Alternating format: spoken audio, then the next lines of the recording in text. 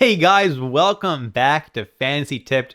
Julian here for another waiver wire episode. This one for week 22 of the fantasy hockey season. This is it, guys. This is for all the marvels. It is finally here for most of you, the fantasy playoffs. This is where all the work that you did throughout the entire fantasy season to build a good roster hopefully pays off for you. Before we jump into the very crucial ads for this week, drop a like and hit that subscribe button if you haven't already. Without further ado, guys, let's jump right into it and let's take a look at the schedule for this week. And on Monday, March 17th, there are 5 games. On Tuesday, there are 9. Wednesday, 2. Thursday, 14. Friday, 1. Saturday, 14. And Sunday, 7. So, the off nights, as usual, are Monday, Wednesday, Friday, and Sunday. Although, Tuesday, you may not be that full in your lineup since there are only 9 games. So check that out. And honestly, you could potentially maybe have room on Thursday and Saturday. Although 28 out of 32 teams are playing those days. So what teams have a good schedule? Well, there are actually 10 teams that play 4 games this week. Those teams are Boston, Buffalo, Calgary, Chicago, LA, Nashville, Philadelphia, St. Louis, Tampa Bay, and Toronto. As far as off nights go, there's no team that has that great of an off night schedule. There is no team that plays more than 2 off nights. So the teams that do have 2 off nights are Boston, Buffalo, Columbus, LA, Minnesota, Philadelphia, Pittsburgh, Tampa Bay, and Toronto. The ones that you want to be adding before the week starts, though, are Minnesota and Toronto specifically. And also, I'd include Calgary in that because if you do have room on Tuesday, the Flames are the only teams that play both Monday and Tuesday. And then Minnesota and Toronto, like I just said, play Monday and Wednesday. So good idea to load up on players for those off nights before week 22 even begins. Now, there are 2 teams that have quite a bad schedule. Those 2 teams are Detroit and San Jose. They only play 2 games, and yeah, they're on busy nights too. Detroit being Tuesday, Saturday, and San Jose being Thursday, Saturday. So definitely don't be looking to add a whole bunch of San Jose or Detroit players going into this week. As far as forwards go, Uri Slafkovsky is right at the top of my list here, 61% rostered now. He's absolutely going off as of late, scoring goals, getting some great peripherals with like lots of hits every single night to give himself a pretty safe floor. Liking him a lot right now. Valeri Nichushkin of the Colorado Avalanche is actually playing on the top power play now with Nathan McKinnon, Martin Necas, Cale Makar. Great place to be, and when he's there, he produces. Matthew Knies of the Toronto Maple Leafs, good for those Monday and Wednesday off nights, and honestly, he's been great all year playing top line and top power play with Austin Matthews. He is a very, very good ad for this week. Alexi Protas, even though the Caps don't have a particularly great off night schedule or anything like that, Protas has been absolutely sensational, playing second line in Washington and just scoring points all year long. He's been a great story this year. Matt Zuccarello of the Minnesota Wild, 51% rostered. The Minnesota Wild, they have those Monday and Wednesday off nights this week. However, they also have a really great fantasy playoff schedule the entire fantasy playoffs. Week 23 and 24, they play 4 games. And week 24, if you do make the fantasy finals, they play Monday, Wednesday, Friday, and Sunday. Absolutely phenomenal schedule for Minnesota. So if somehow Matt Zuccarello is floating out there, add him. Dylan Cousins has been sensational since being dealt to Ottawa, hitting a lot, scoring points every single game so far. He has impressed me a lot, and he is a great add right now. Marco Rossi, same reason as Matt Zuccarello to add him right now. The Wild just have a crazy good schedule these fantasy playoffs, and he's playing on the top line and top power play with Zuccarello and Matt Boldy. Pavel Dorofeyev of the Vegas Golden Knights. He's playing on the top power play, shooting the puck a lot, and he's starting to produce again. I like him. Boone Jenner, second line, second power play. However, safe floor every single night and has been putting up points. Josh Norris of the Buffalo Sabres, second line, top power play, has been producing so far in Buffalo. I don't mind him at all. Logan Stankoven was played on the top line for a little bit. He is on the second or third line, whatever you want to call it now, and he is still on the top power play though, so he's definitely not someone I dislike for this week. Then we got a couple of Boston Bruins, Morgan Geekie and Pavel Zacha playing on the top line with Pasternak, as well as the top power play with Pasternak. And with Boston having 4 games this week, they're not awful options, although 2 of those 4 games are on the 2 busiest nights, Thursday and Saturday. So if you have room, excellent. They're a great streamer. If you don't, playing Monday and Sunday is not the best option for streaming because you're going to be holding the whole week without playing them. Martin Pospisil of the Calgary Flames. Like I said, I like Calgary's schedule because they play Monday and Tuesday. If you have room on Tuesday, Pospisil is a good option for a safe floor both Monday and Tuesday. Mackie Samoskevich of the Florida Panthers is playing on the second line and has been going off as of late. He's someone that I'm not sure it's going to continue forever, but while he's hot, he's a good option, though the Panthers don't really play till Thursday, so not my favorite option for the week as a whole, but definitely someone who you can add in deeper leagues. Casey Middlestat of the Boston Bruins is playing on the second line, but top power play as well in Boston. And he's actually been pretty good since arriving in Boston. So again, if you like the 4 games that they have, Middlestat's not a bad option. Noah Cates of the Philadelphia Flyers is playing top line and top power play in Philadelphia. While his production has dried up a little bit, the deployment is pretty good, and he's not a bad player. David Perron has been producing as of late in Ottawa. He's playing on the second line with Dylan Cousins, and Cousins, as we all know, has been absolutely sensational, meaning that Perron's actually been producing a little bit as well. In a deep league, I don't hate him. Simon Holmstrom playing on the top power play and second line in New York. It's not the greatest in the world, but at only 1% rostered, he definitely can go off in any particular game, especially being on that top power play unit.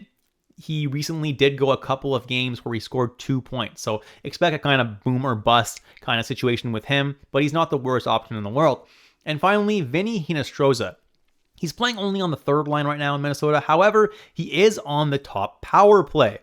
If you're super desperate and in need for someone for the fantasy playoffs that plays on some off nights and has lots of games, Hinostroza may not be the worst option until Joel Eriksson Ek or Kaprizov come back, if they even do come back.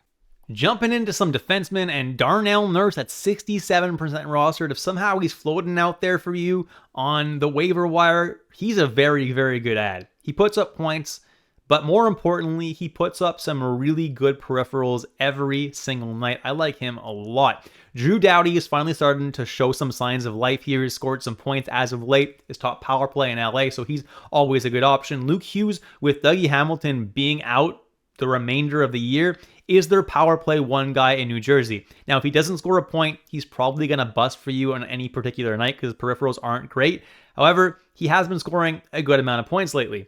Radko Gudas is there for the safe floor, hits and blocks mostly, and he's been pretty good lately. Jake Middleton of the Minnesota Wild. I know he hasn't been that amazing, but the floor hasn't been that bad. Now, that being said, his ceiling isn't that great either. But if you're just streaming someone for a floor for those off nights that he has this week, and then the 4 games that Minnesota has next week and the week after, that's not that bad. You're going to at least get a floor of a decent amount of points every single night. Mason Lohrei of the Boston Bruins is their top power play guy. I know he hasn't been that amazing as of late, but definitely can put up points on any given night given his deployment. Luke Schenn. I'm recording this only having seen 1 game in Winnipeg with Schenn playing, but he recorded 5 hits and 5 blocks. That was an excellent start in Winnipeg. If he keeps putting up those kinds of banger categories, he is a great ad if you have those categories in your league. Connor Murphy of the Chicago Blackhawks is kind of like a Jake Middleton light. He's a lot less owned than Jake Middleton, but pretty much puts up the same floor every single night. Maybe we'll go negative plus minus, but Connor Murphy, it hasn't been too bad. So if you need a safe floor guy, he's not awful. Artem Levshinov of the Chicago Blackhawks is now on their top power play instead of Alex Vlasic. So if you're in a really deep league and you're desperate for someone who can put up some power play points, Levshinov is not the worst option. And finally, Zach Jones of the New York Rangers. Until Adam Fox comes back, he has been manning their top power play. And honestly, even though he hasn't been putting up that many points, his peripherals have been sneakily good. He's been putting up like 2 blocks a night or more. And other peripherals are existent as well.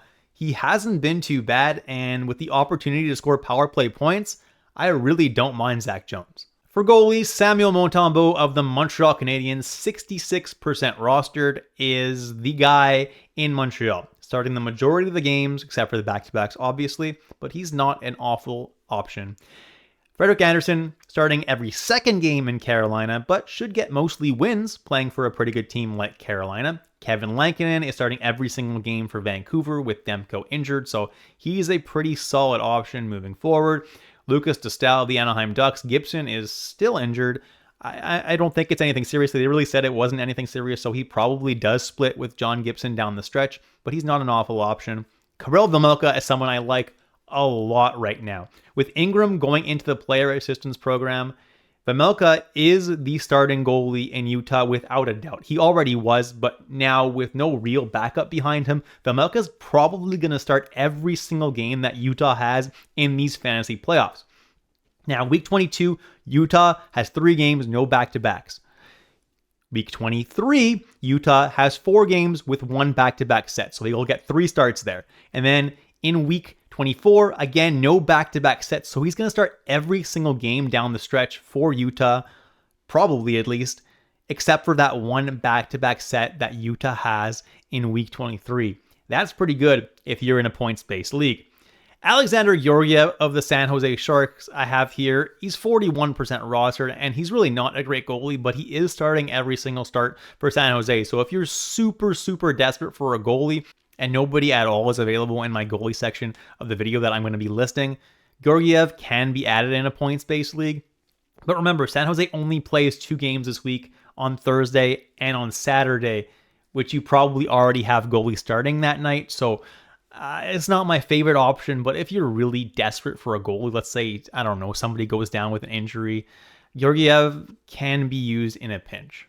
Elvis Merzlikins is the number 1 goalie in Columbus, although Tarasov has played pretty well as of late, so Elvis has got to hope that he keeps the crease for a little while, because Tarasov has been playing a little bit better.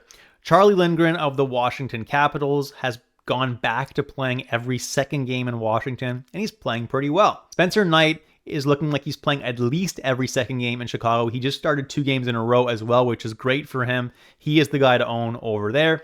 Samuel Erson's the guy to own in Philadelphia. Tristan Jarry has been absolutely phenomenal. 3 games in a row where he played very well and scored himself a lot of fantasy points. I don't mind that, and if you're looking for a starting goalie, he is a decent one to be owning right now until he slows down. And finally, Dan Vladar. He's not there as someone that you're going to be holding, but he is a streamer considering that Calgary plays both Monday and Tuesday. I don't know which of those 2 games he's going to get, but if you have room for a goalie both Monday and Tuesday, you definitely can stream Dan Vladar and get a start from him in a points-based league, and hopefully he wins and gets you some fantasy points. After that, I would drop him. And that's it for this video, guys. If you enjoyed it, drop a like and hit that subscribe button if you haven't already. I want to wish all of you guys the best of luck in your fantasy playoffs this week. Hopefully this advice helps you take home the win this week and gets you one step closer to your fantasy hockey trophy. If you have any questions, leave them down in the comments and I'll try to answer them all. Thanks so much, guys, and I'll catch you in the next episode of Fantasy Tipped.